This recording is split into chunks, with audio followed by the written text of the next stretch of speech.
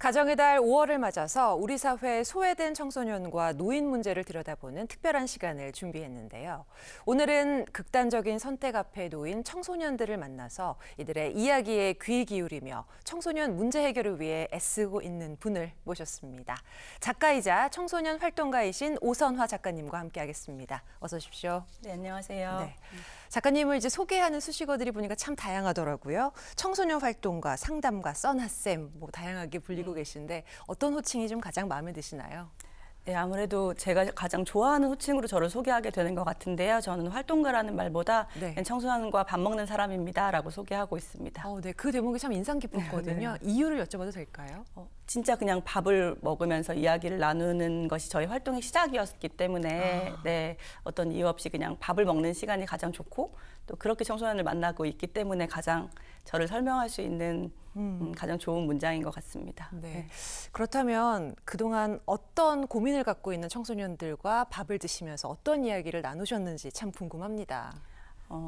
어떤 특정한 이야기라기보다 요즘은 밥을 같이 먹는다는 일이 참 어려운 시대가 된 것 같아요. 맞아요. 네. 네. 처음에는 뭐 평범하게 생각하시는 것처럼 많이들 생각하시는 것처럼 그냥 좀 소외된 밥을 좀 먹는 것이 좀 어려운 뭐 이런 친구들이 많았는데 지금은 그냥 밥을 같이 먹는 식구라는 한문이 밥을 같이 먹는다는 뜻의 말인데 가족이어도 식구로 살지 못하는 가족들이 많이 있거든요. 네. 그래서 그냥 밥을 조건 없이 먹을 수 있는 그냥 들어줄 수 있는 사람으로 살고 있습니다. 네. 작가님께서 이제 그동안 이제 15년간 도움이 필요한 청소년이 있으면 전국 어디든 정말 찾아가서 만나주시고 계신 것으로 알고 있습니다. 많은 청소년들 많은 또 고민들을 갖고 있겠지만 어떤 문제를 가장 많이 좀 토로하는지 어른으로서 정말 궁금하거든요. 네네네. 근데 문제라는 것은 시간이 거쳤다고 변하지 않는 것 같아요. 뭐 학업, 뭐 가정, 뭐 여러 가지 우리가 알고 있는 청소년기의 방황의 문제들의 원론적인 문제는 바뀌지 않았는데 저에게 온 아이들은 그냥 들어달라고 오거든요. 이야기를 들어달라. 네. 어떻게 알고 왔어? 그러면 그냥 들어주는 사람이라고 해서요. 라고 저의 존재를 모르는 상태로 그냥 들어달라고 오는 경우가 많아서 그냥 조건 없이 판단 없이 그냥 아이들의 이야기를 들어주는 시간, 들어줄 사람이 많이 부족한 현실인 걸 많이 느끼고 있습니다. 특히 이제 학교 밖 아이들에 대한 이제 애정과 관심이 또 크신 것으로 알고 있습니다. 흔히들 이렇게 이야기하면 안 되는데 문제야라는 이런 단어의 틀에 갇혀서 어른들이 잘못 부르고 있거든요. 이 부분 또 지적하시잖아요. 이 부분 좀 짚어주세요. 네. 사실 청소년들의 문제는 스스로 만든 문제가 하나도 없거든요. 뭐 환경과 구조와 그 제도와 그리고 어른들이 만든 여러 가지 문제를 아이들이 답습하는 경우가 많은데 사실 문제를 물려주어 놓고 문제아라고 부르는 일들이 있는 거예요. 그래서 그게 가장 가슴이 아프고요. 문제아라고 볼 것이 아니고 학교 밖과 학교 안을 나누거나 문제를 일으키거나 라는 그 일부분만을 볼 것이 아니고 그냥 청소년 자체 그 존재 자체를 조금 봐주시면 좋겠거든요. 그 장애인들에게 장애만을 보는 것이 잘못된 시각인 것처럼 청소년들에게 문제만 보는 것은 너무 잘못된 시각인데 아무래도 그런 편견들이 조금 더 많이 있는 것 같아요. 한국에 지금은. 그래서 그런 시선들을 조금 걷어주셨으면 좋겠다는 생각을 많이 합니다. 그 문제는 사실 어른들의 책임이다 이 말씀이시잖아요. 네. 이런 만남을 경험으로 해서 책도 여러 권을 쓰셨습니다. 그리고 최근에 쓰신 책은 청소년이라는 우주라는 책을 쓰셨어요. 그중에서 그들은 음습한 작은 방이 아니라 광활하고 따뜻한 우주였다라는 대목이 있습니다. 어떤 의미인가요? 청소년들에 대한 편견이 참 많은데요. 뭐 드라마나 뭐 방송에서도 사실은 청소년이 나오면 항상 그 문제가 확대된 캐릭터가 많이 나오고요. 그렇죠.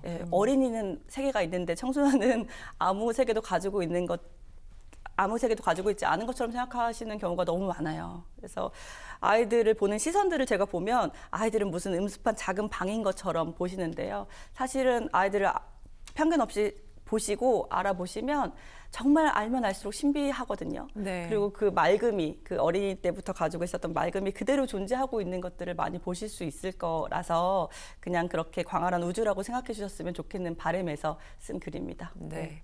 많은 분들이 또 읽고 많은 위로를 받으셨을 것 같은데 청소년 문제 해결을 위해서 누구보다 그 문제를 직접적으로 많이 아실 것 같습니다. 어떤 부분이 먼저 좀 해결이 돼야 된다고 보십니까? 자살입니다. 네. 2023년도 통계로 보면 그냥 자살 사망자 수는 370명 정도에 이르는데요. 자살을 시도한 시도자 수는 6배에서 20배 정도를 봐야 되거든요. 아, 그렇게 많나요? 네. 그리고 2024년도는 중고등 학생을, 청소년은 학생일 경우도 있고 아닐 경우도 있잖아요. 근데 학생만을 통계로 내면 100명 중 3명 정도가 자살을 시도하고 있습니다. 한 아이에게 5가지 문제가 있다고 하면 예를 들어 가정에서 돌봄을 받지 못했고 그 아이가 학교에 가서 따돌림을 당했고 그러다가 가해자가 되는 경우도 있거든요. 그러다가 가해를 저지르고 그다음에 우울증과 여러 가지 병명을 안게 되었는데 네. 이 아이가 죽고 싶다고 하면 우선 살려야 되잖아요. 살려야 그 다음 문제들을 해결할 수 있는 거니까 좀 많이 살려주셨으면. 네.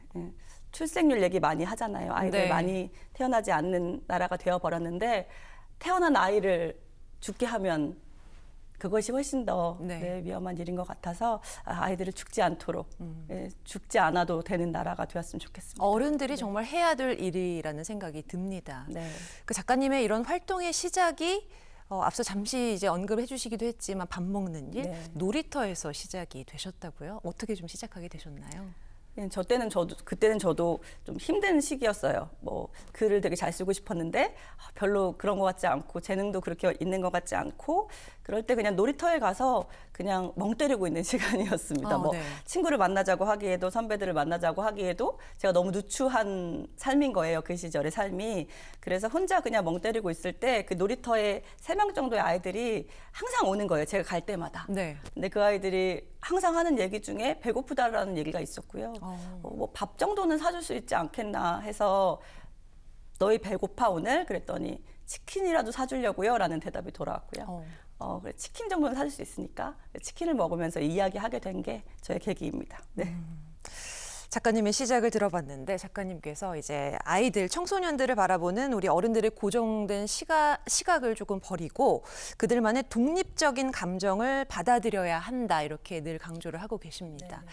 그러면 마지막으로 우리 사회나 우리 학교, 우리 부모님들이 좀 우리 청소년들에 대해서 어떤 시각으로 바라보면 좋은지 좀 조언을 좀 해주세요.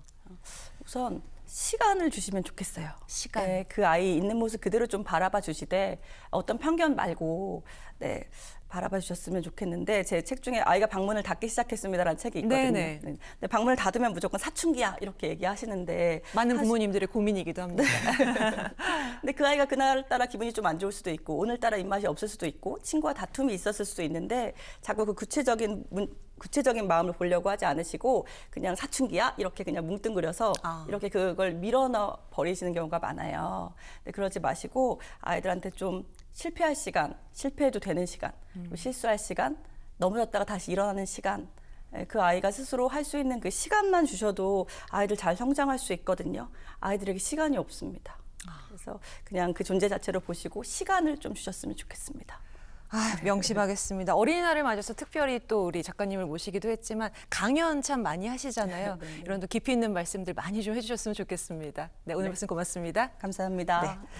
지금까지 청소년 활동가 오선화 작가와 말씀 나눴습니다.